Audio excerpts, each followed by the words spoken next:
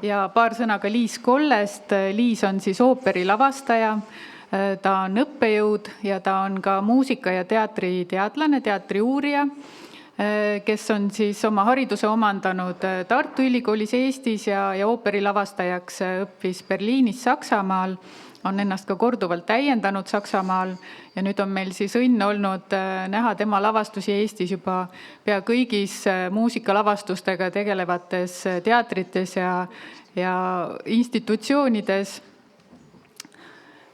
Ja kuni ta ennast valmis seab, siis võime juba ette mõelda küsimusi, mis puudutavad siis kaasaja ooperilavastusi ja tantsu, liikumisi nendes ooperilavastustes.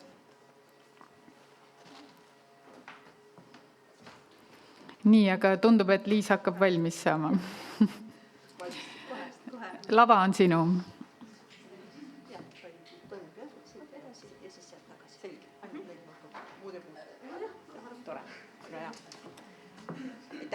Aitäh, Kirsten. Tere, tõesti suur tänu selle kutse eest ja võimaluse eest siin olla. On tore näha tuttavaid nägusid ja väga palju ka uusi nägusid, kellega loodetavasti siin nende 2 päeva jooksul saab tutvuda. Ja tants ei ole nii minu igapäevane leib ega ka mitte olnud minu esmane uurimisobjekt, aga see nii-öelda uurimisobjekt, kellest ma natuke räägin täna, on väga tantsuga seotud isik ja sellepärast ongi temast rääkimine siin väga õigel kohal. Nii, kõigepealt Hanno Kompus, igaks juhuks ütlen, millal tema elas, sündis 1890, kuni ühesõnaga siis lahkus meie hulgast 50 aastat tagasi, oktoobri lõpus 1974, nii et see surmajuubel nüüd, kas nüüd väärib tähistamist, aga ühesõnaga nii kaua teda enam meie hulgas ei ole, kahjuks. Ja ma siis keskendun, oli tegemist äärmiselt mitmekülgsete huvidega, mitmekülgse kompetentsi ja mitme paljude tegevusaladega isikuga, aga ma oma ettekandes keskendun siis tema kui ooperilavastaja suhtele tantsukunstiga nii teoreetilisest kui praktilisest aspektist, sest on teada eelkõige faktina, et ta üliõpilasena, kui tema õppeasutus oli sõjal evakueeritud Moskvasse, võttis seal osa Emil Dalcroze'i meetodi põhjal tegutsevast rütmilise gümnastika kursusest. Tegemist on siis rütmikaga või ka eurütmiaks nimetatud, kuivõrd tema siis seda nagu inspiratsiooniallikat viiakse tagasi Platoni eurütmia õpetusele.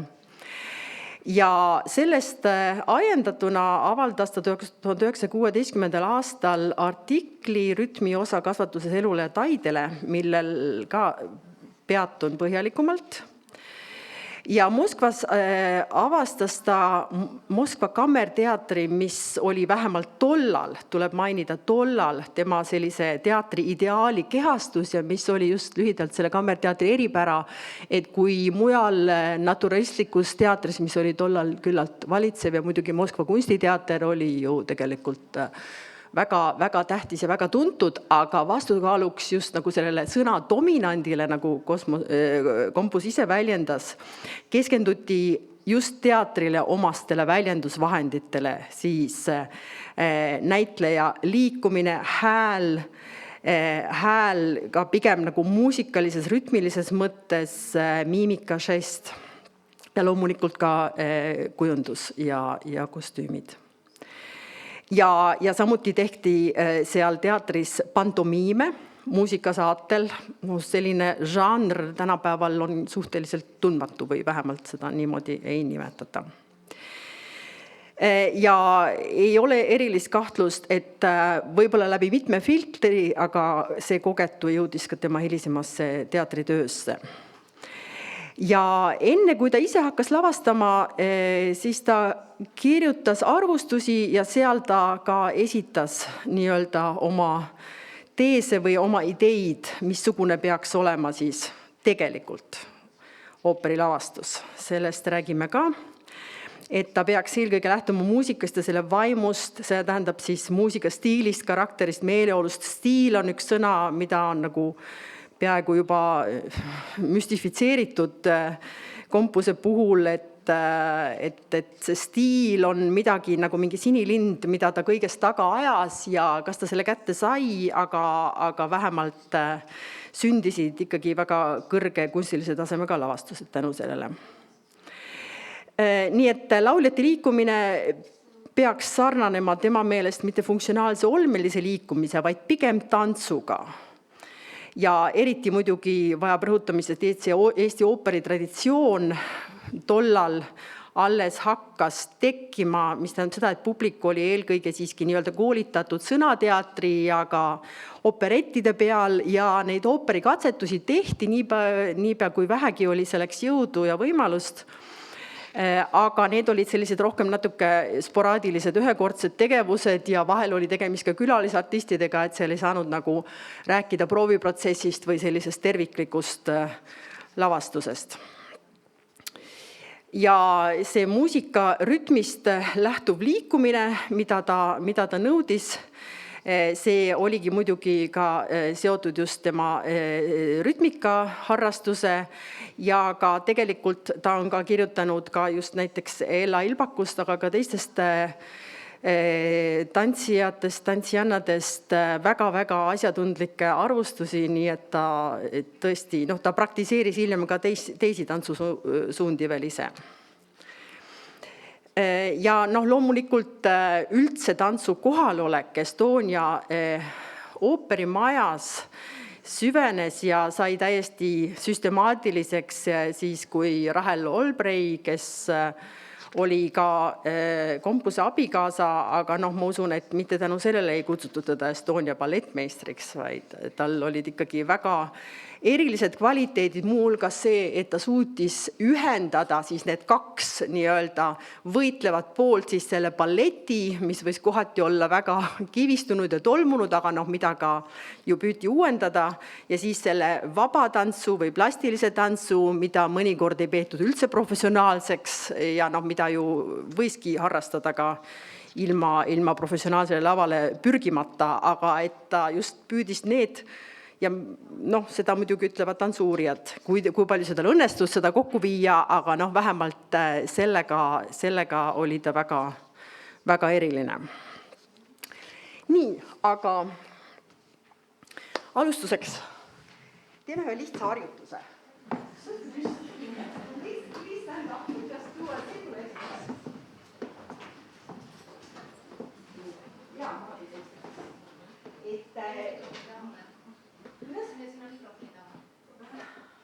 Ei taha. See on eksklusiivselt endale juhu. Nii, ma teen ees ja siis tehke mulle järgi.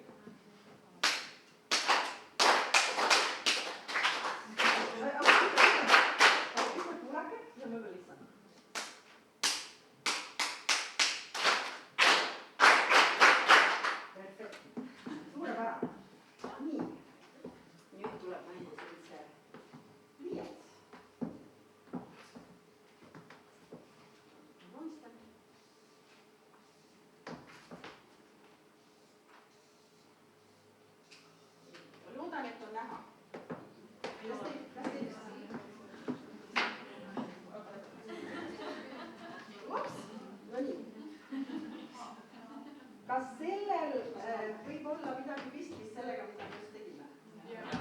Ja, eks ole, seda öeldakse siis muusikatunnis öeldakse selle kohta ta-ta-tihti-tihti.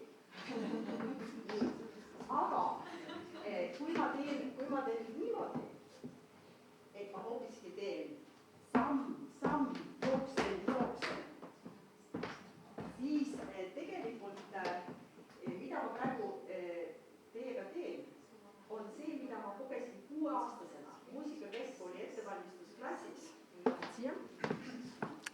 Ja rütmika oli meil seal üks õppeaine, seda õpetas Jutta Kraus, varasema nimega Jutta Arg, kes oli käinud Gert Ego kursusel ja tantsinud ka Olbrei juhatusel Estonias.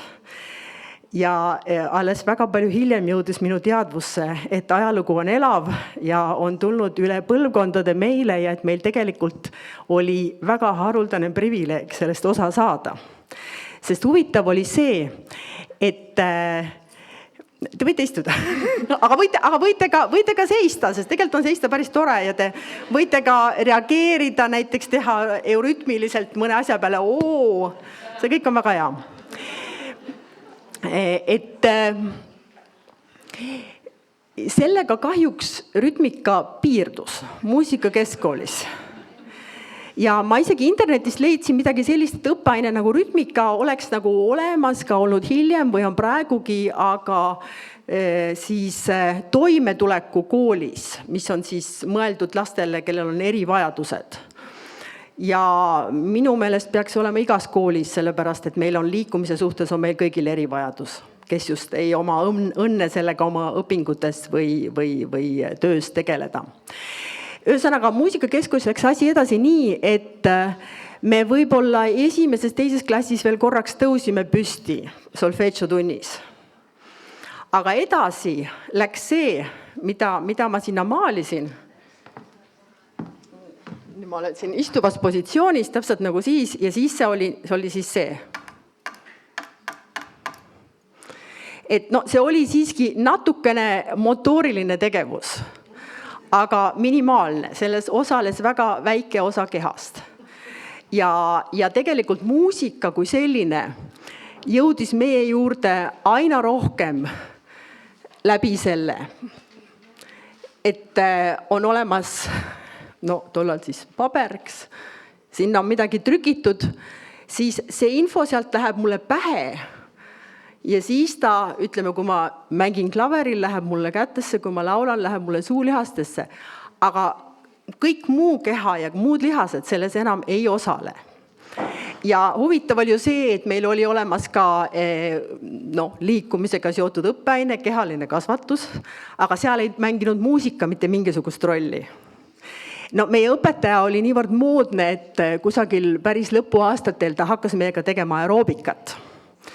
Et seal oli muusika, aga sellel polnud jälle absoluutselt pistmist selle muusikaga, millega me seal tegelikult olime tegelenud kogu see aeg. Nii et ühesõnaga, see on minu meelest üks tohutu suur probleem. Kompus nägi seda juba ka ja ma näen seda ka Muusikaakadeemia ooperistuudios õpetades ja Anu Ruusma, keda ma lootsin siin täna kohata, aga ilmselt ta on tööl.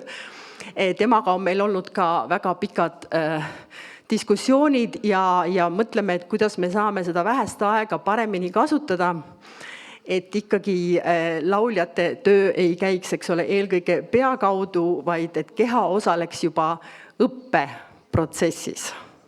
Sest pärast hiljem, kui keha on istunud 10 aastat rohkem, siis teda uuesti liikuma panna on tunduvalt raskem. Nii, ja see oligi nüüd väike ekskursioon, ühesõnaga väga-väga elementaarsel tasemel see, mida siis kompus võis teha rütmikakursustel. See asi võib minna veel natuke keerulisemaks. Mida tema võis teha midagi sellist, eks.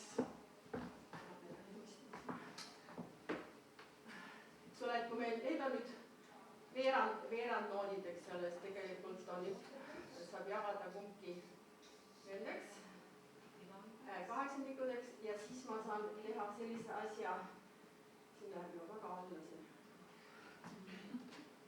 Siin ma saan teha ühest sellest, see on 2, aga ma saan teha samal ajal ka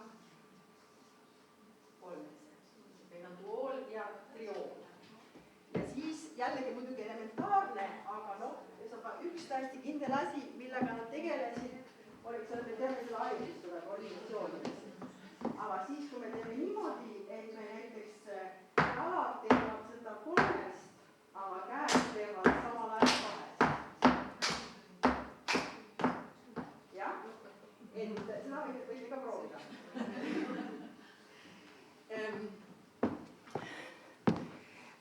Ja ma arvan, et see on ühe lavastaja jaoks on see haruldane õnn ise olla nii füüsiliselt kogenud.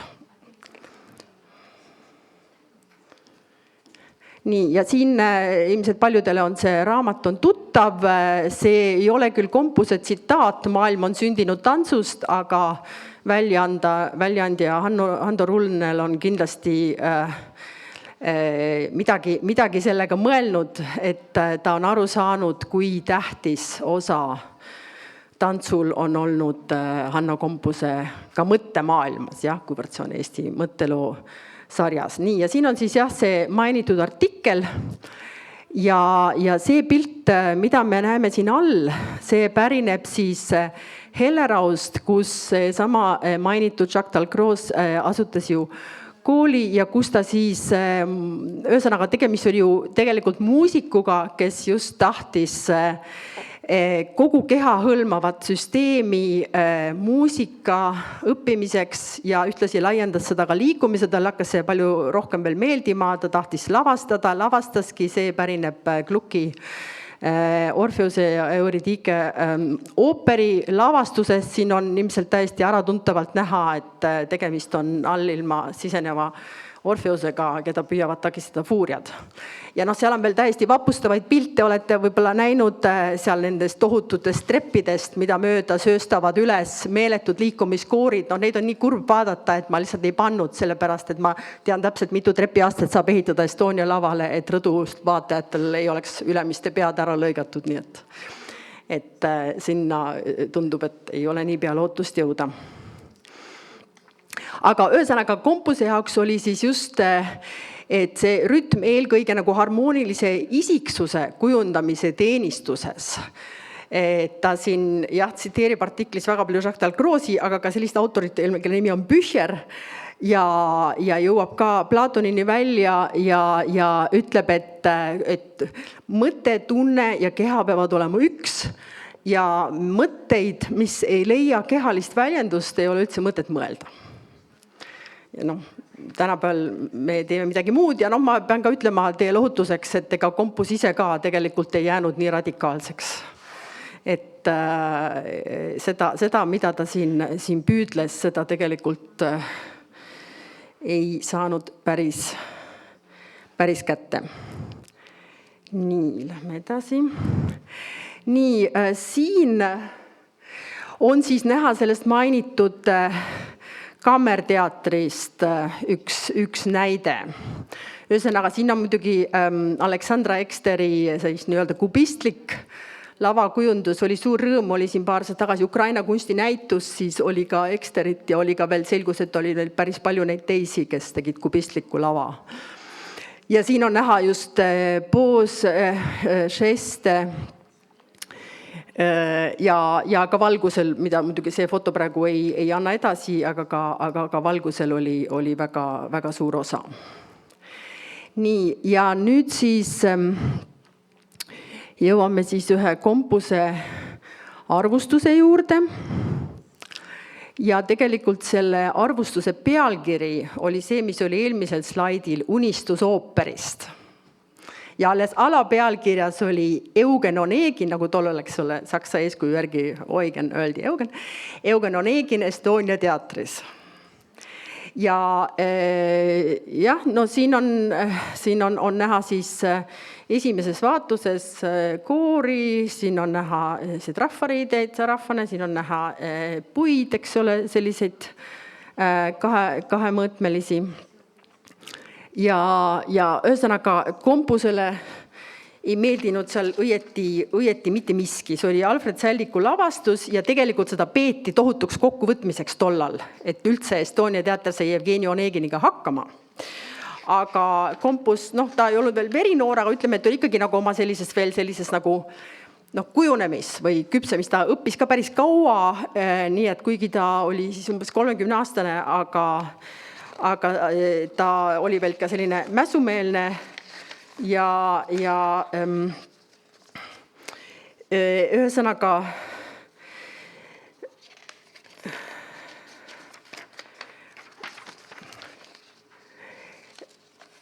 näiteks siin on tõesti neid kriitikapunkte on nii palju, et et just nagu tegelikult otse öeldes ebamusikaalsus lavastuses ja ebarütmilisus häiris teda, sest kui ta oma selles rütmiartiklis oli läinud lausa nii kaugele, et ta ütles, et arütmia meie elus on kõike valdav ja ta pani sinna ühte patta vaba värsi, seltskonna tantsu, mis on lihtsalt hale rütmi tampimine ja samuti balleti, mis on õudne omas mõttetuses, sest ainult tants ja muusika algavad ja lõppevad heal juhul koos, aga vahepeal neil omavahel midagi pistmist ei ole.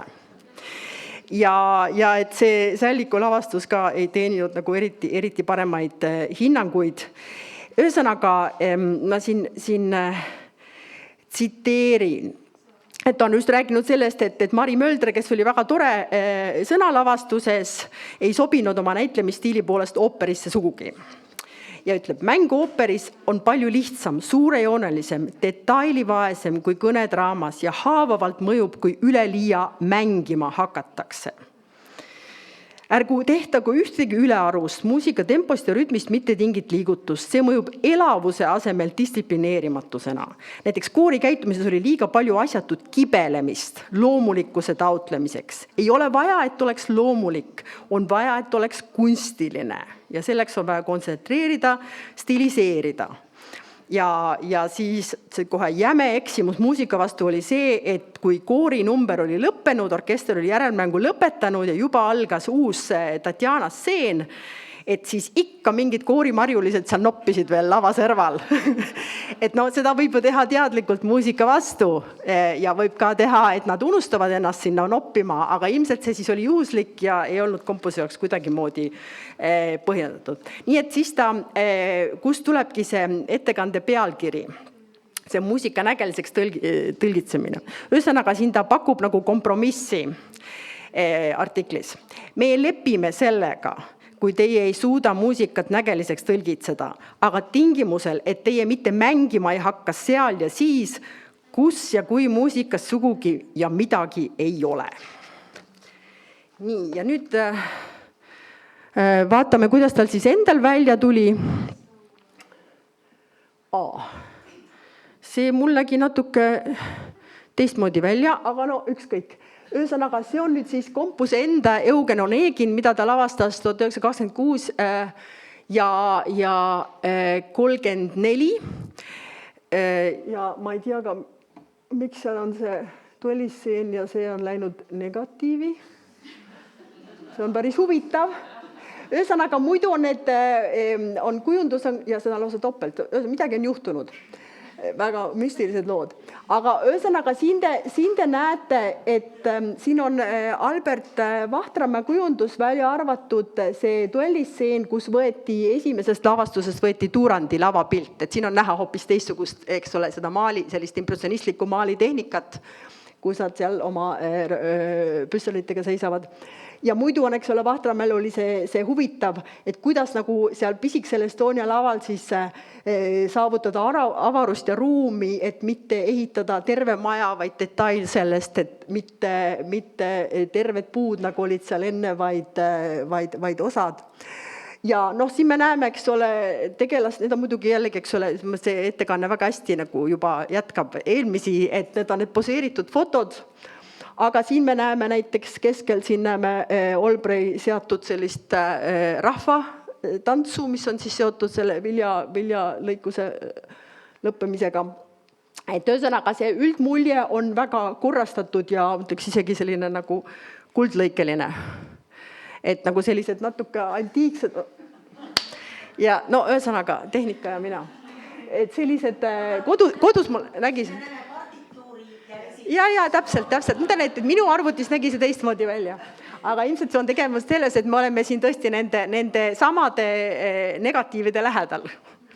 Nii, siin on siis hüppame Wagnerisse. Siin on Tristan ja Isolde 1933, jällegi tohutu saavutus. Enne oli tehtud neid romantilisi Wagneri oopereid, väiksemaid Lohengrin ja Tannhäuser, hollandlane, aga Tristan ja Isolde kui selline konglomeraat.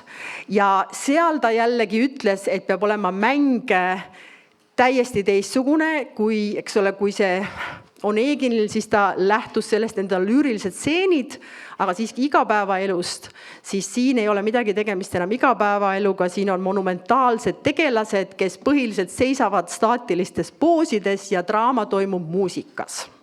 Ja siin staatilistes poosides seismist ongi näha.